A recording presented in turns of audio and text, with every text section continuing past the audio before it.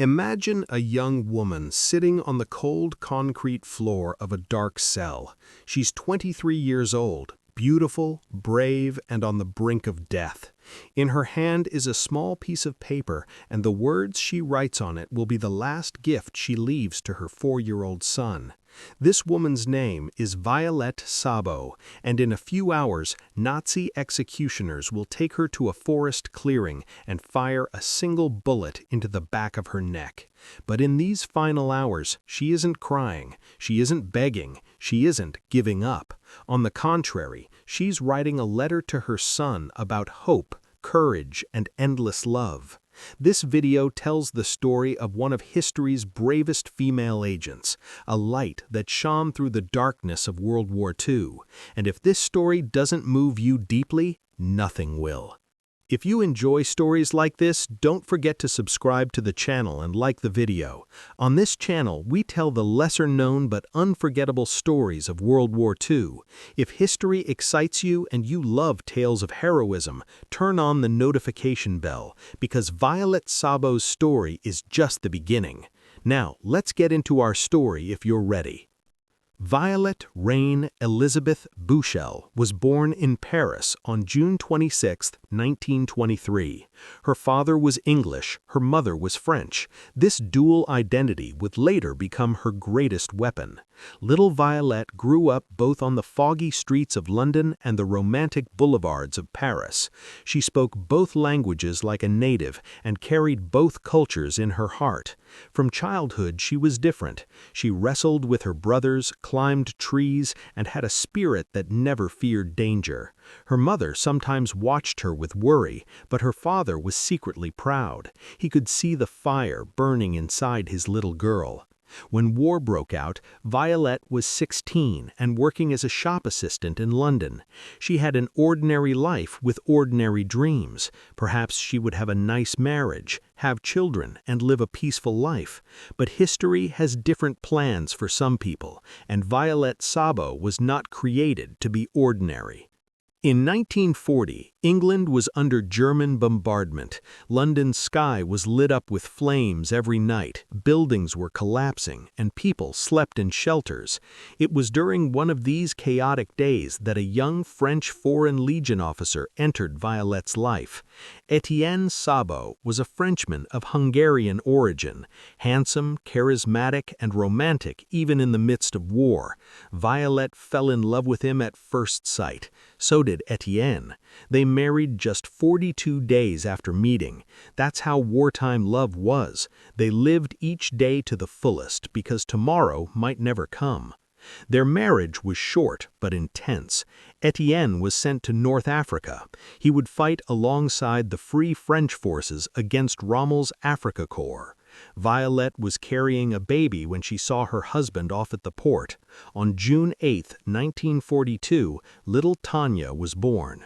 Violette was now a mother, but her husband was thousands of miles away, dancing with death. Letters came occasionally. Etienne wrote lines expressing his love to his wife and the daughter he had never seen. Violette would read these letters over and over, trying to hide her tears. This is how war tore families apart. It separated loved ones, leaving everyone adrift like ships on a sea of uncertainty. And then the most terrible news arrived. In October 1942, Etienne Szabo was killed at the Battle of El Alamein. He was 29 years old. He had never held little Tania in his arms. When Violette received news of her husband's death, her world went dark. She was widowed at 20 with a 4-month-old baby in her arms. Most women would have withdrawn at this point, mourned their loss, and sought a safe life. But Violette Szabo was not like most women. The fire inside her wasn't extinguished by her husband's death. On the contrary, it burned even brighter. Was it revenge? Perhaps, but more than that, she wanted to serve the cause her husband had died for, to fight against the Nazis, to refuse to bow to Hitler's tyranny, to fight for freedom. It was at exactly this moment that one of history's most secret and dangerous organizations knocked on Violette's door, the Special Operations Executive, or SOE for short. This organization, established by Churchill's order, had a single purpose: to set Europe ablaze, to carry out sabotage in Nazi-occupied countries, organize resistance movements, and create chaos behind enemy lines. And for this, they didn't need ordinary soldiers, they needed extraordinary people, brave and intelligent agents who spoke 2 languages and could move comfortably in both cultures. Violette Szabo was exactly the profile they were looking for: her perfect French, British passport, and young, energetic nature. Besides, she had nothing left to lose. No, wait, she did have something to lose: little Tania. But Violette was thinking about what kind of world her daughter would grow up in. Would she grow up in a world ruled by Nazi oppression, or in a free world? When the SOE's offer came, Violette didn't think for even a second. She said yes. She left her daughter with her mother and entered Britain's most grueling training camps. Challenges she couldn't even imagine awaited her there. SOE training was one of the toughest military training programs in the world. Parachute jumping, weapons handling, close combat, explosives, coding, resisting interrogation. Violette learned all of it. She trained alongside male candidates and outperformed most of them. The instructors admired her determination. This small, delicate-looking woman had a will of steel. Violette particularly excelled in shooting drills. She showed incredible accuracy with a Sten gun. She could easily hit moving targets. This skill would save her life more than once in the future. But the hardest part of the training wasn't the physical challenges. It was the resistance to interrogation training. The instructors simulated real Gestapo interrogations. They made trainees stand for hours, shouted at them, threatened them, and sometimes used physical violence. The goal was simple: if you're captured, you must say nothing for at least 48 hours. This time was needed for other agents to escape. 48 hours. It might sound short, but in a Gestapo cell, every minute feels like an hour. Violette completed her training with flying colors. She was now officially an SOE agent. Her code name was Louise, and she was ready for her first mission. In April 1944, a Lysander aircraft flew low over France on a dark night. Inside was Violette Szabo. Her parachute opened and her feet touched enemy soil. A 20-year-old mother had left her baby behind and jumped into death's embrace. France was under Nazi occupation. Gestapo agents lurked on every corner. One wrong move, one suspicious glance meant death, and Violette had landed right in the middle of this hell. Her first mission went relatively successfully.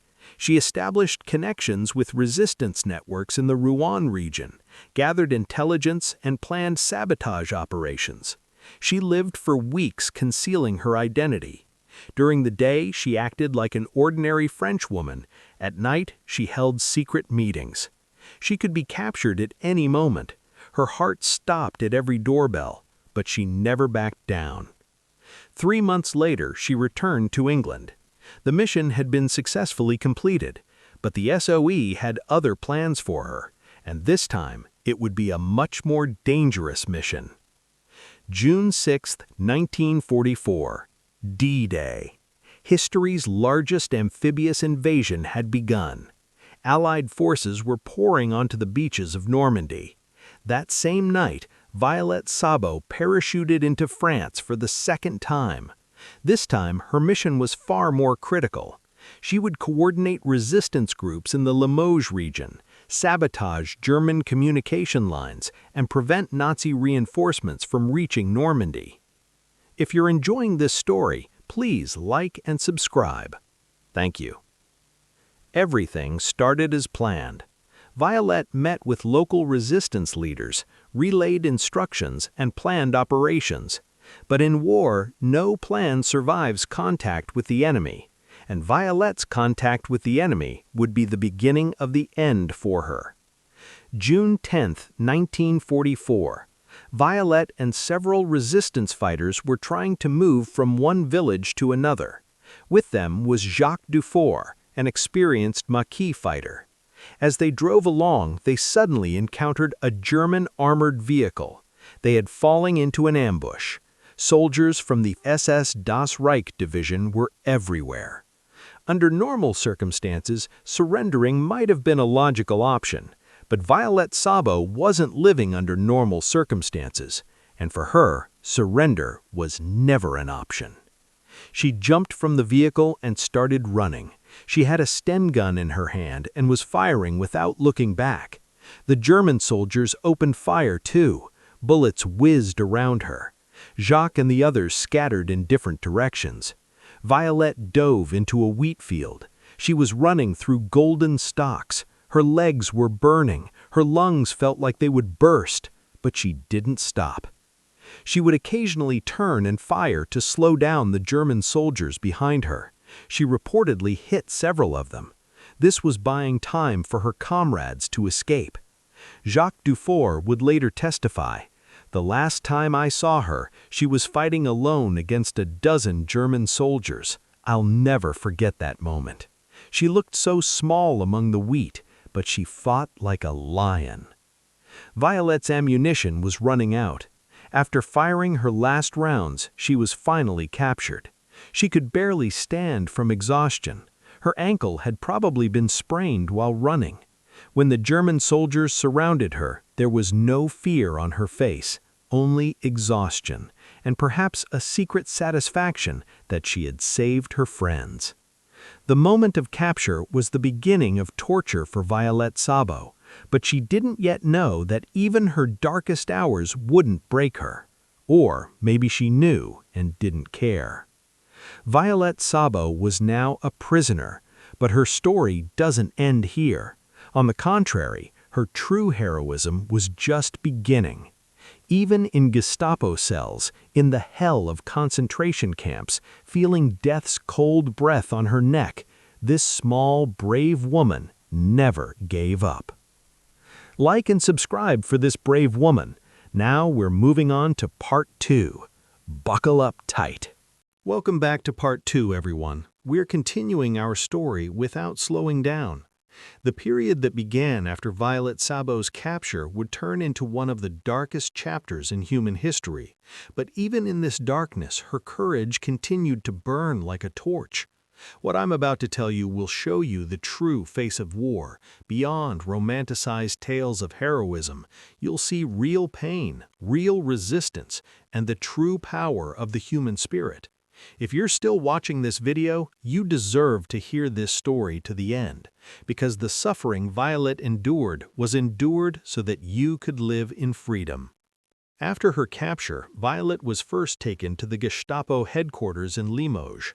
This was a place that was the nightmare of French resistance fighters. The walls had witnessed countless acts of brutality through screams, the floors through blood. Gestapo interrogators used every method to extract information, and Violette possessed the most valuable information: the structure of resistance networks, agent names, future operations, weapon depots, landing points. If she talked, hundreds of people would die. All SOE operations would be compromised.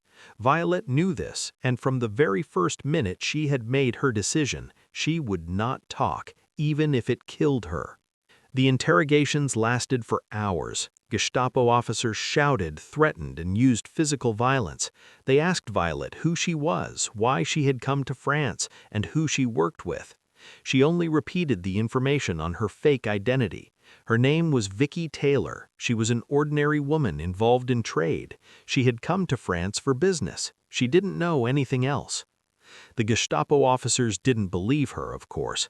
It wasn't normal for a woman to fight alone against a dozen SS soldiers. She had a British-made Sten gun in her hand. British-made clothes had been found on her. All of this pointed to her being an agent, but there was no proof, and Violette wasn't talking. The torture began. First, they tried sleep deprivation. They didn't let her sleep for days. The human body and mind collapse without sleep. Hallucinations begin, willpower weakens, and the person no longer knows what they're saying. But Violette held on. Then came the cold water torture. She was submerged in ice-cold water and pulled out, over and over. Her body was shaking, her lips were turning purple, but not a single name left her mouth. They beat her, kicked her, starved her. Each time they asked the same questions. Each time they were met with the same silence. What incredible resistance, isn't it? Even the most ruthless Gestapo interrogators couldn't break Violette's will. Finally, they gave up and decided to send her to Paris, to the Special Interrogation Center for SOE agents on Avenue Fox. This was usually the final stop for captured agents. There was no return ticket. Even during the transfer to Paris, Violette didn't sit idle. On the train, there were two other prisoners with her, an American pilot and a British agent. Their hands were tied, their feet were chained, but Violette saw an opportunity. When the German guard was distracted for a moment, Violette tried to untie the men's bonds. The plan was to neutralize the guard and jump off the train, but they were caught. When the guard turned around, he realized what Violette was trying to do. He struck her face with the butt of his rifle. Violette was left covered in blood, but the fire of rebellion still burned in her eyes. Avenue Fox was one of the most elegant streets in Paris. Beautiful apartments, wide boulevards, a sophisticated atmosphere. But the building at number 84 hid hell behind this beautiful facade. This was the Paris headquarters of the SD and Gestapo, where captured agents were interrogated. There were cells in the basement, tiny dark cells full of rats, and on the walls of each cell the nail marks of previous prisoners could be seen. Violette stayed here for weeks. The interrogations continued, but the Gestapo had lost hope. This woman wasn't going to talk. No matter what they did, they couldn't break her. Finally, they made a decision. Violette Szabo would be included in the Nacht und Nebel program, Night and Fog. This program was designed to eliminate resistance fighters without leaving a trace. People were arrested, never allowed to contact their families again, and quietly eliminated, as if they had never existed. Violette was now part of this program. Such a tragic situation, unfortunately. In August 1944, Violette and other female SOE agents were transferred to Germany. First, they were sent to Ravensbruck. This name represents one of the darkest chapters of World War II. Ravensbruck was the only Nazi concentration camp built specifically for women. It was hidden about 90 kilometers north of Berlin among the secluded forests of Mecklenburg. 130,000 women and children were brought here. Approximately 50,000 of them never made it out. The camp conditions were inhumane. Women lived in overcrowded barracks. Each barrack was normally designed for 100 people, but 500, sometimes 1,000 women were crammed inside. Wooden bunks were stacked on top of each other. Lice and fleas were everywhere. Typhus outbreaks regularly claimed lives. A watery soup and a small piece of bread were given once a day. Women were dying of starvation, but they had to work. They were forced to work as slave laborers at the Siemens factory, 12 hours a day, sometimes more. Those who grew weak were either sent to the gas chambers or executed. Violette didn't give up even in this hell. Other prisoners who knew her later recounted, she always held her head high. She never complained. She boosted the morale of other women. Sometimes she would secretly sing songs of freedom, songs of hope, defiantly, right in front of the guards. Violette's closest friends at Ravensbruck were the other SOE agents, Denise Bloch and Lillian Rolf. All three shared the same fate. They had been captured, tortured, but hadn't talked. Now they would share the same fate again, death. Denise Bloch was a French Jewish woman. She had lost her family to Nazi persecution. Her reason for joining the resistance was both patriotism and revenge. She was an extraordinary radio operator. Even when captured, she hadn't given up the encryption codes. Lillian Rolfe was a British-born agent. She had grown up in Paris and spoke perfect French. Before being captured, she had operated right under the Gestapo's nose for weeks. In the end, she was caught through betrayal. A traitor had sold her to the Gestapo for a few silver coins. These three women held on to each other in the darkness of Ravensbruck. During the day, they were worked like slaves. At night, they instilled hope in one another. They whispered that the war would end, that the Allies would win, that one day they would be free. But deep down, they all knew. For them, freedom would not come in this world. Ravensbrück was not just a concentration camp, it was also a death factory. There were gas chambers, there were crematoria, and there were execution grounds. Just outside the camp, a wooded area was where death sentences were carried out. Women were taken there, a single bullet was fired into the back of their necks, and their bodies were burned. No trace was left, just as the Nacht und Nebel program intended. When 1945 began, Nazi Germany was collapsing. The Soviets were advancing from the east, the Americans and British from the west. Berlin was being bombed. Hitler was issuing frantic orders from his underground bunker. Everyone knew the war would end, but the Nazis continued their atrocities until the very last moment. They even accelerated them. They wanted to destroy the evidence. They wanted to eliminate the witnesses. In January 1945, Violette and the others left Ravensbrück. They would be transferred to another camp, a labor camp near Königsberg. The journey was pure torture. They traveled for days in open wagons, in freezing cold, without food or water. Some women died along the way. Their bodies were thrown from the wagons. No one even looked back. The new camp was even worse than Ravensbrück. Less food, harder work, more brutal guards. Violette was put to work here, too. She carried heavy rocks, dug trenches, cleared forests. Her body was weakening, but her spirit was strong. She still boosted the morale of other women. She told them they would be rescued one day. The Allies were approaching. They just had to hold on a little longer. But the Nazis had other plans for her. Toward the end of February, news came that Violette, Denise, and Lillian would be sent back to Ravensbrück. This was not a good sign. Prisoners sent back usually were sent back for execution. All three knew this. Let's pause for a moment and think about this. These three women knew they were going to their deaths. They couldn't escape. No one was coming to rescue them. They would never see their families again. Violette would never hold little Tania in her arms again. What must it have been like to live with this knowledge? Every night as you fall asleep, thinking tomorrow might be your last day. Every morning when you wake up, saying, "This might be my last morning." Most people would go mad with this thought, but Violette didn't go mad. On the contrary, she decided to spend her final days in the most meaningful way possible. Won't you subscribe for this great story? Thank you. The journey back to Ravensbrück was a nightmare. The three women, weak and sick, were transported under the watch of German guards. When they arrived at the camp, they were taken directly to a special cell, the death cell. They would wait here for their execution. And it was in those final hours that Violette Szabo wrote one of history's most touching letters to her 4-year-old daughter, Tania. The full contents of this letter were never fully revealed. The Nazis destroyed it.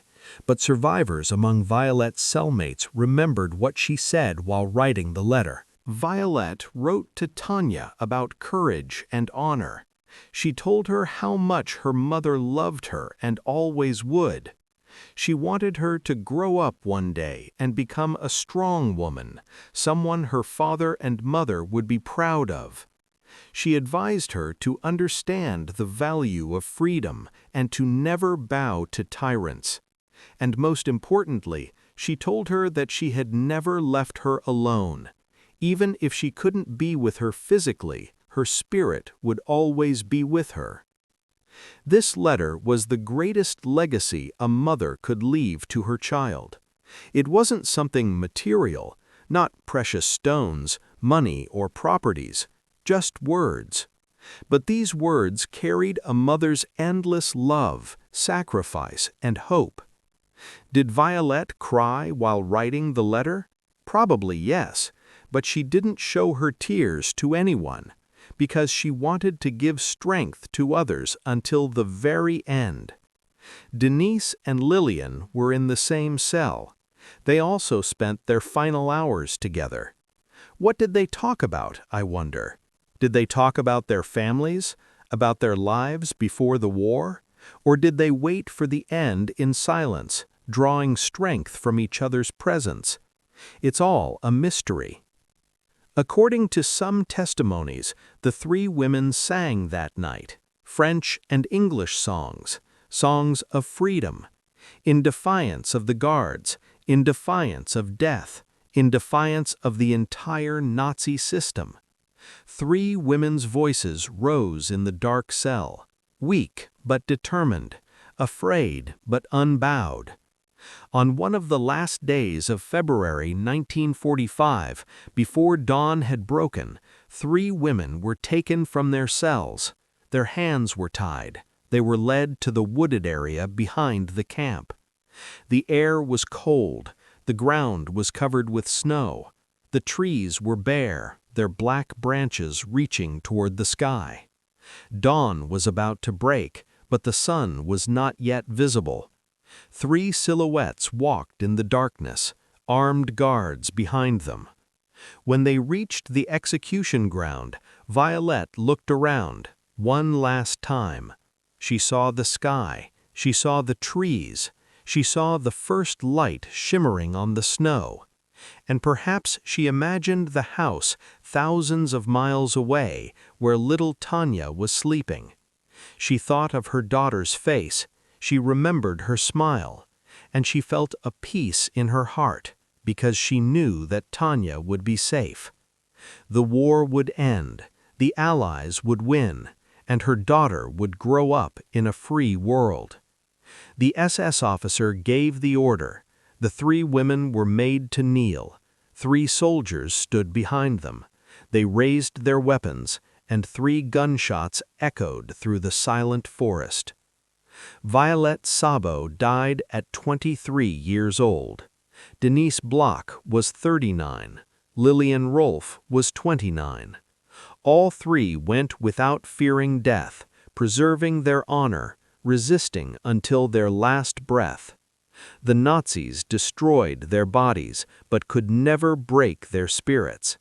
And these spirits would continue to live throughout history. The bodies were burned in the crematorium. Their ashes were scattered in an unknown place. No grave, no stone, no trace was left, just as the Nacht und Nebel program intended. But the Nazis were wrong. Violette Szabo would never be forgotten. After the war ended, SOE records began to be examined.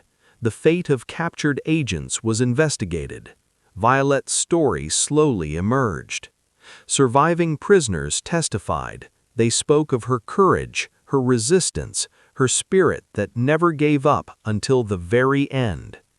In December 1946, Violette Szabo was posthumously awarded the George Cross. This medal was the highest honor the United Kingdom could give to civilian citizens. Violette became the second woman to receive this medal. Little Tania went to receive the medal. She was 5 years old. What did King George VI think as he placed the medal in the little girl's hand at Buckingham Palace? Perhaps he too secretly wiped away a tear. This little girl, the legacy of a mother, a hero, a legend, was now a source of pride for Britain. France also did not forget Violette. The Croix de Guerre and Médaille de la Résistance were awarded to her. She had defended her country under occupation, supported the French resistance, and sacrificed her life for freedom. France showed her gratitude to her in this way. But Violette Szabo's legacy went way beyond medals. In 1958, the film Carve Her Name with Pride was released. Virginia McKenna portrayed Violette, and her performance received worldwide acclaim. The film brought Violette's story to millions. People learned of her sacrifice, her courage, and her love on a wide scale for the first time. In London, in Lambeth, a memorial was erected for her. On the South Albert Embankment, on the banks of the River Thames, a bronze statue rises. Violette's young face, determined gaze, and slender figure have been immortalized. Below the statue, these words are written: "She gave her life that others might live free." Every year, thousands of people visit this memorial. They leave flowers and pay their respects, and perhaps for a moment they think about how great a price that young woman paid. Please subscribe and like for this great heroism. Now we're moving on to the final part. Welcome back to the final part, everyone. We're continuing without slowing down. Violette Szabo's body turned to ash in the cold ground of Ravensbruck, but her story didn't end there. On the contrary, it truly began there, because some people are immortal. Even if their bodies perish, their ideas, their courage, and their sacrifices live on for generations.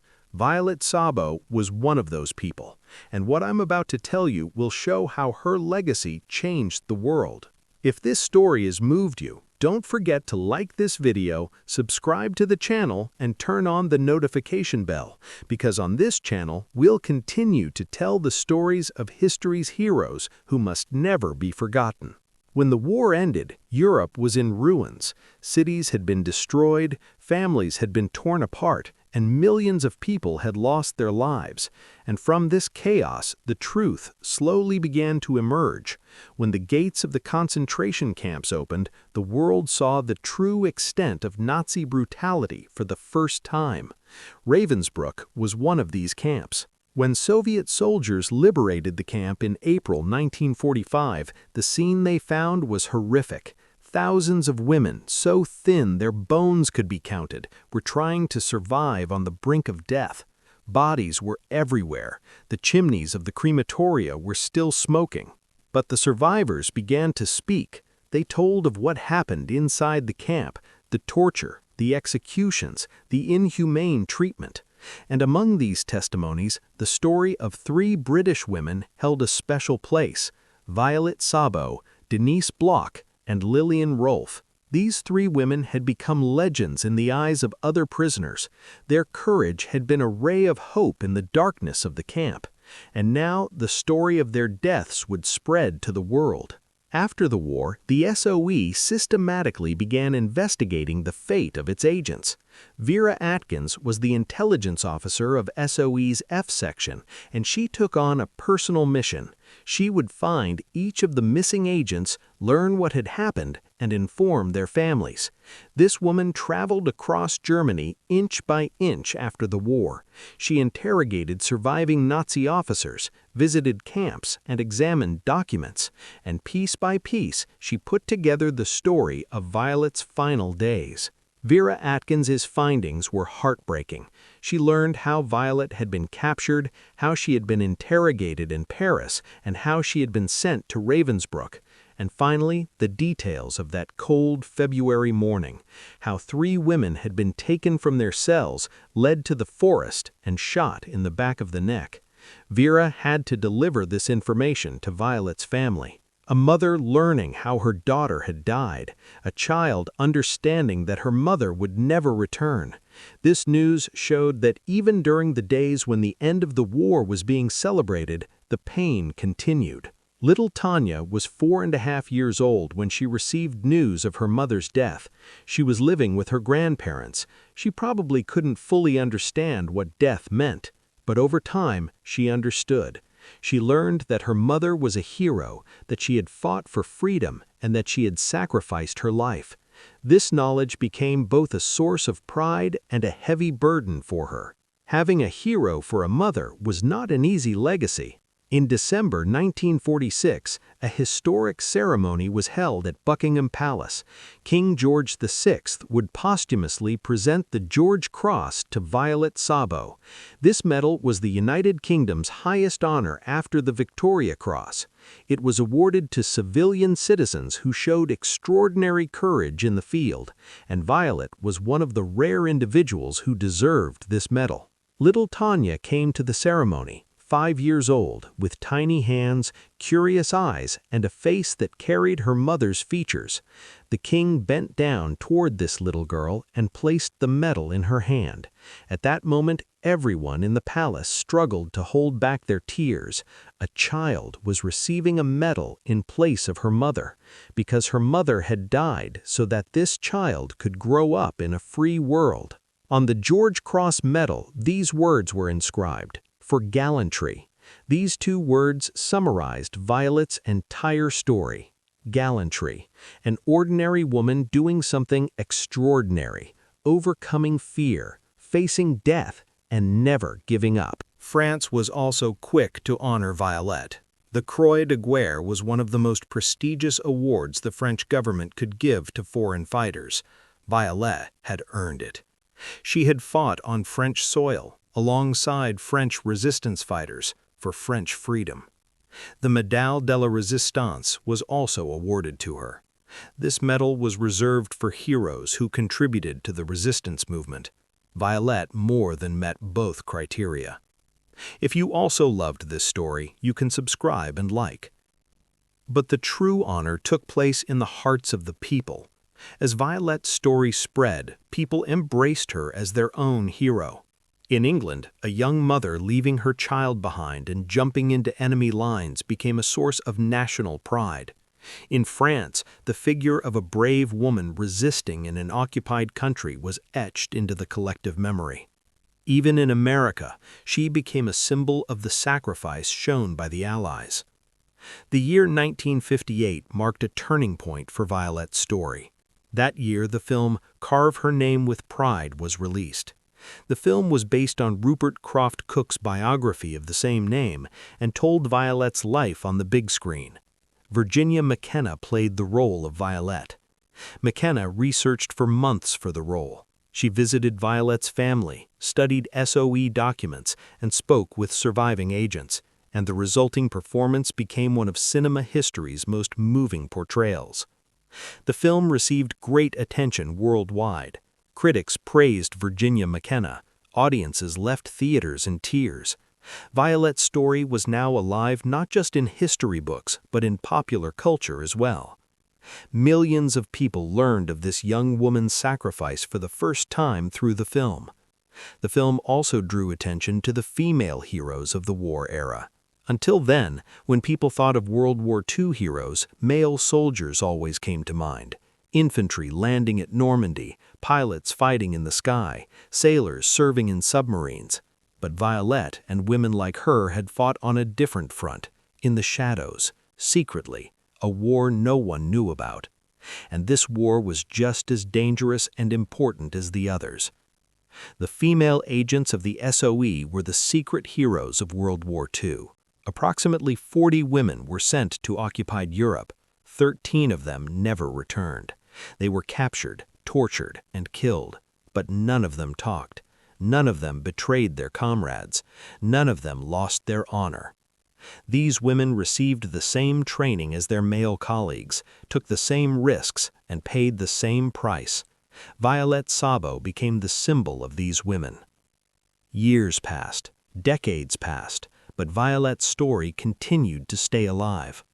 A memorial was erected in London's Lambeth district on the Albert Embankment. This memorial honored the female agents of the SOE, with Violette being particularly highlighted. In the bronze statue, a young woman's figure, determined and brave, looks toward the future. The words written beneath it deeply affect everyone. "The life that I have is all that I have, and the life that I have is yours." These words were actually taken from a poem, a code poem used by SOE agents, and for Violette, these words had become literally true.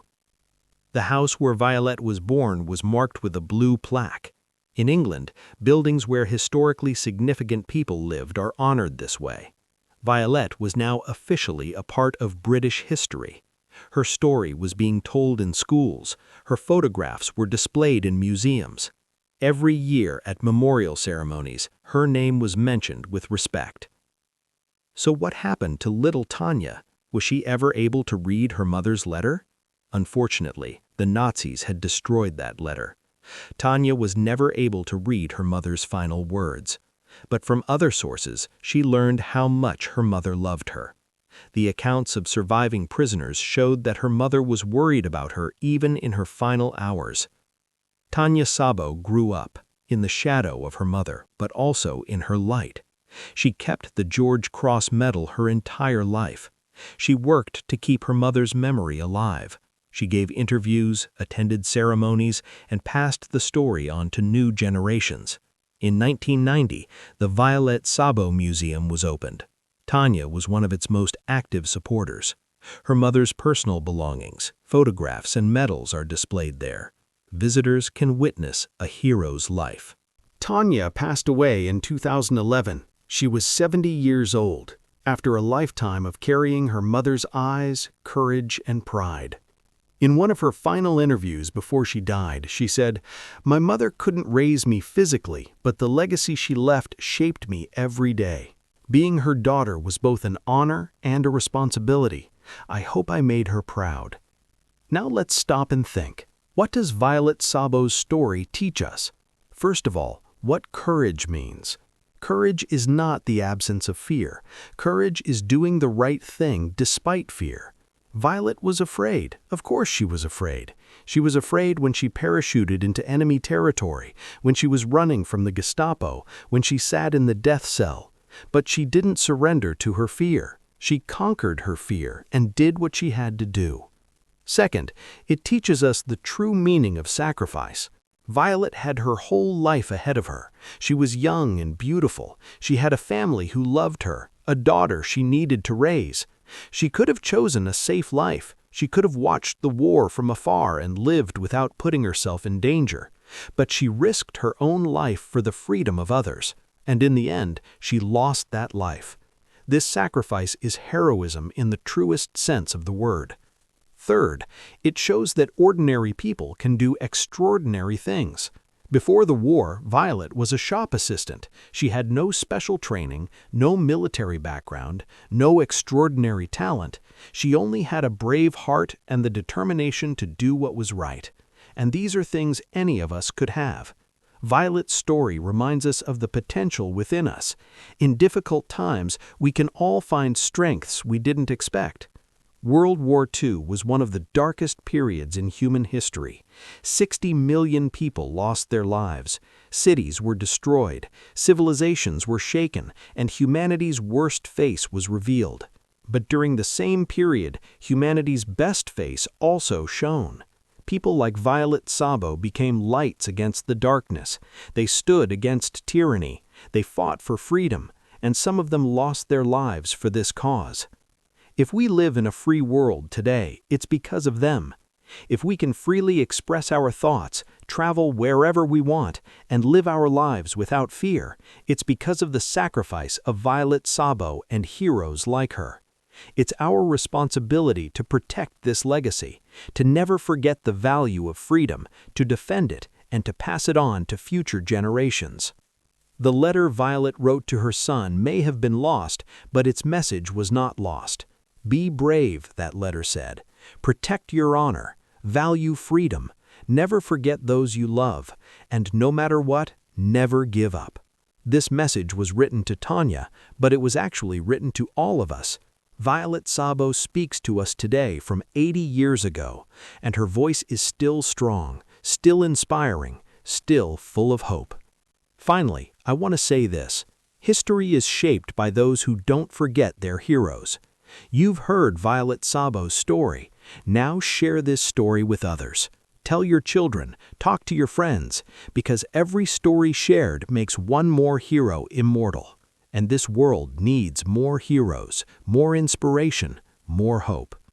If this video has moved you, don't forget to hit the like button, subscribe to the channel, and share your thoughts in the comments. Your support enables us to continue telling these stories. Violette Szabo died at 23 years old, but her legacy will live forever. There are memorials erected in her name, books written, films made, but her greatest memorial is a free world, our free world. And every morning when you wake up, when you breathe freely, remember Violette for a moment, the young woman who gave her life for your freedom, and perhaps thank her in your heart.